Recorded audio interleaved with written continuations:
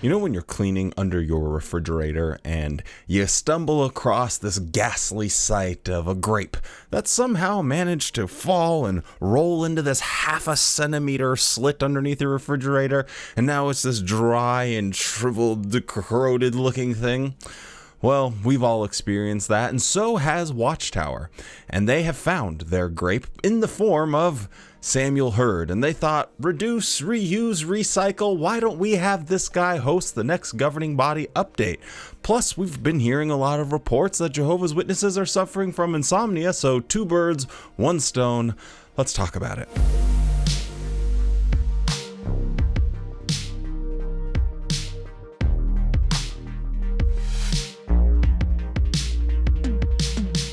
Hello and welcome back to the JW Thoughts channel. My name is Wally and today we are looking at the governing body update hosted by Sam Hurd. Now, I have to admit, I was super wrong. I was turbo wrong. I couldn't have been more wrong if I had tried. Not this time. It never happened. It's false.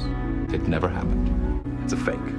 I had thought or predicted that we've pretty much seen the last of Samuel Hurd. He wouldn't be making very many more appearances, and looks like he's still kicking and going strong. So despite Watchtower publicly coming out and saying that they were going to ask older Bethelites to retire, they're making an exception for this particular old geezer. So let's listen to some of the things that he has to say and update Jehovah's Witnesses on.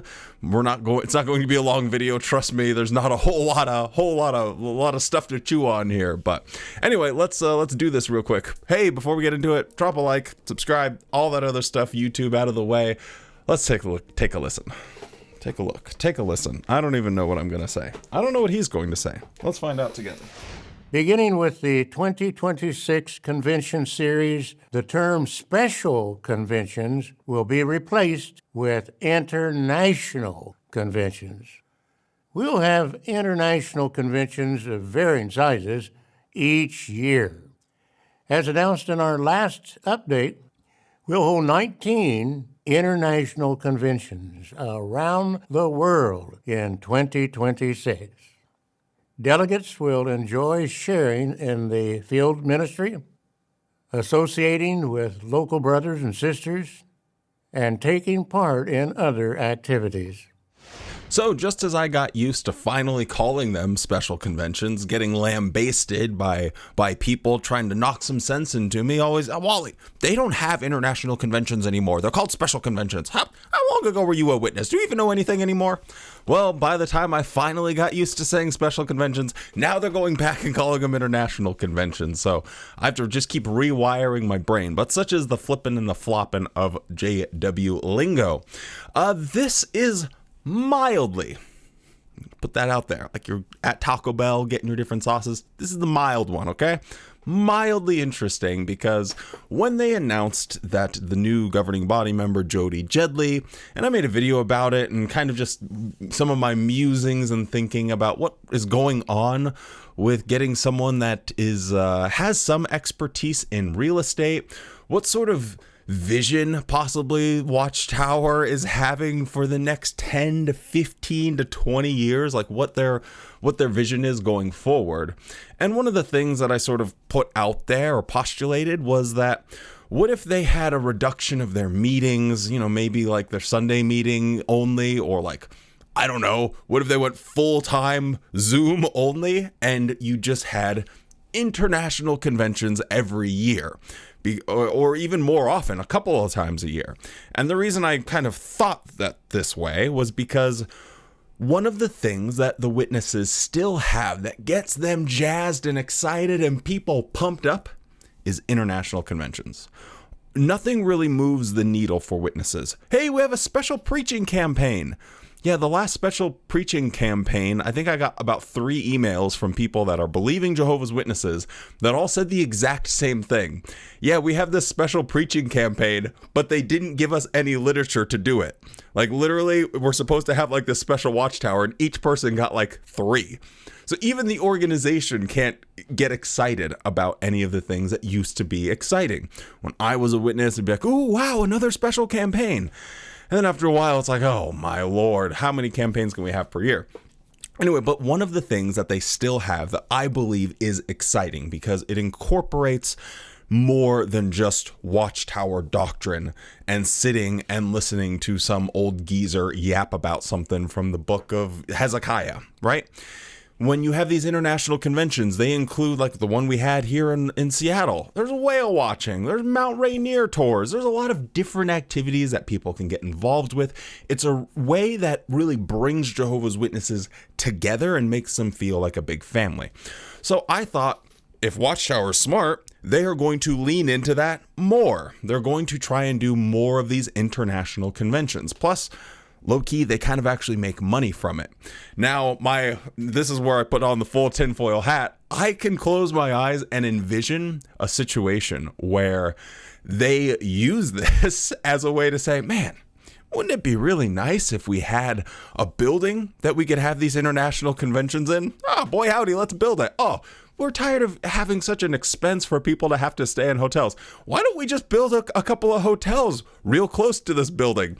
And bingo, bango, bongo, you have this whole conference center that can be rented out or whatever the case might be. You could set these things up all over the place and they would print money for Watchtower for 51 weeks out of the year, however many times they use it. So anyway, I just thought it was an interesting idea. And so him saying that going forward, they are going to be hosting international conventions every year sort of puts a little pep in my step. And I'm like, maybe my tinfoil hat conspiracy wasn't all that tinfoily after all, but who knows? We'll have to wait and see. In August 2025, a new visitors center was opened at the Central Europe branch office, located in Selters, Germany. Let's take a look. A highlight of the visitor center is the new Bible Museum, featuring the theme, "And There Was Light, the History of the Bible in German." This unique Bible museum tells the story of the rich history and enduring impact of the German Bible. Visitors can see rare and fascinating Bibles produced during the very early years of Bible printing. Visitors will see how the Bible was initially printed in Latin, but later began to be printed in the German language. Yippee! A new Bible museum. Why do they keep making these things? Well, I guess for those of you that haven't put it together, visiting Bethel used to be a big deal for Jehovah's Witnesses, and one of the highlights was being there and being able to see the organization at work.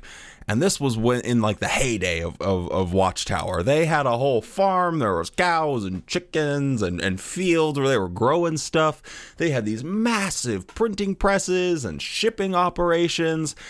And now that all of that is scaled down, the question becomes, why the heck would I want to go and visit Bethel?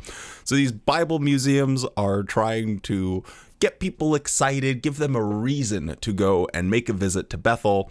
Obviously, when you go to Bethel and you take your kids or your teenagers there, hopefully they can get indoctrinated like Poison Ivy when she's trying to kiss Robin. I don't know why I just referenced the worst Batman. Is it the worst? Batman Forever the worst? I mean, it's kind of campy good. Maybe it's not the worst. Shout outs to Arnold Schwarzenegger and Uma Thurman. Man, what a crazy movie that is. I should watch that again. I don't know why I'm talking about this.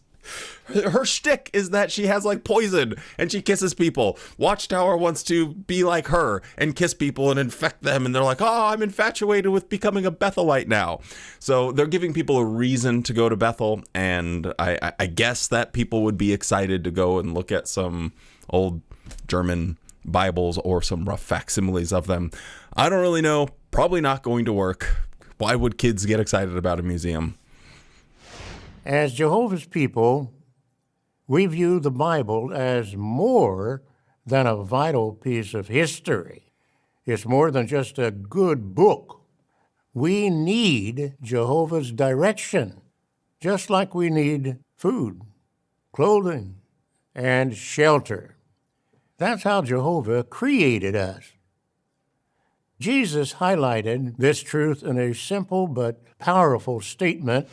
So, delusional dirtbag over here, we need Jehovah's direction more than food, shelter, clothing. That's right up there. This is some S-tier material that you need in your life. And where can you find it? Well, it just so happens that God is the only one that speaks to me and my friends, so we'll give it to you. Like, the audacity of this man is like, okay, food, water, clothing, shelter, and me. Those are the things that you need most in your life. It's the most important thing, and don't you forget it. Now, there is something kind of interesting about the way that he is presenting this and talking, because it sounds like someone was trolling when they were writing out his script and it's playing on the teleprompter, and they randomly capitalize words. Let me just play a quick clip of that really high. I mean, you can tell it in the last one that I just showed. Let me just play one more so you can see this for your own eyeballs, or hear it, I suppose. Like Peter, we must regularly feed on the truths of God's Word. We must develop an appetite for solid spiritual food, truths that may be hard to understand at first. Of course, this takes time and effort, but it's worth it. It strengthens our love for Jehovah.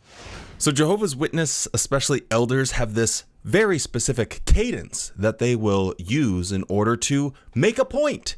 And you can very much anticipate whenever they are going to be expressive and have a slight change in modulation.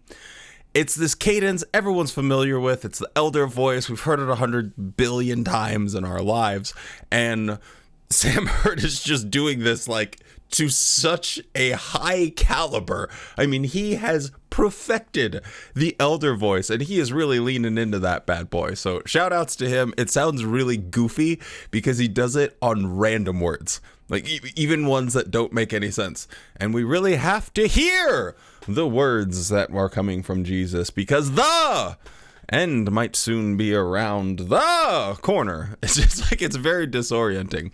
Anyway, if you notice during that clip, they also have one of my new favorite songs from a music video that was in March 2024. I'll never forget it, because the song is to feed my fears and starve, or not feed my fears, to feed my faith and starve my doubts.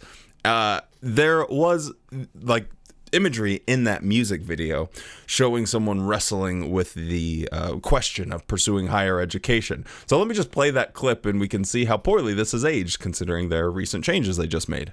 That this is the path I should choose, I asked myself. I had a mind full of questions, and not to mention this world didn't help.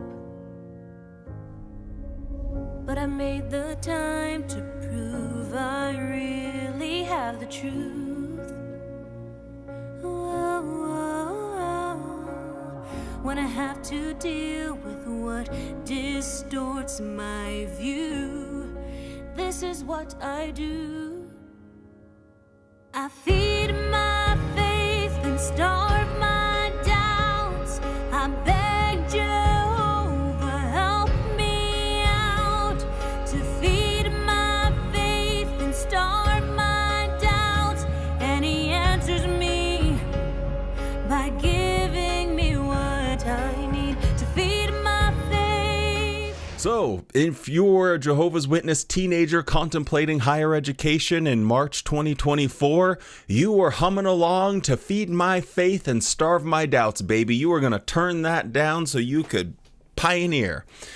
And if you're a Jehovah's Witness, now here in September of 2025, you're like, well, actually, it's an option now, and I won't be completely looked down upon. Not everyone's going to be pointing. It's not going to be this whole spectacle. My dad's not going to be kicked off of the elder's body. Other people aren't going to judge us if I do choose that option. So this aged very poorly, and I suspected we would never see this music video again.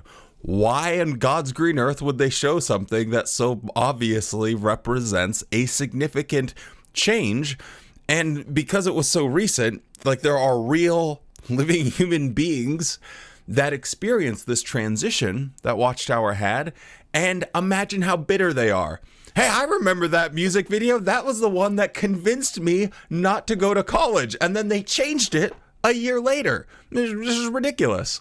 So it's a very strange choice. Why they did it, I don't really know. You could go and ask them. Anyway, that's about all I have to say for this month's JW. I almost said broadcasting. This governing body update. With all of that being said, stay safe, be kind, and don't forget to spend more time loving the things you love than hating the things you hate. And you better have a good ass day.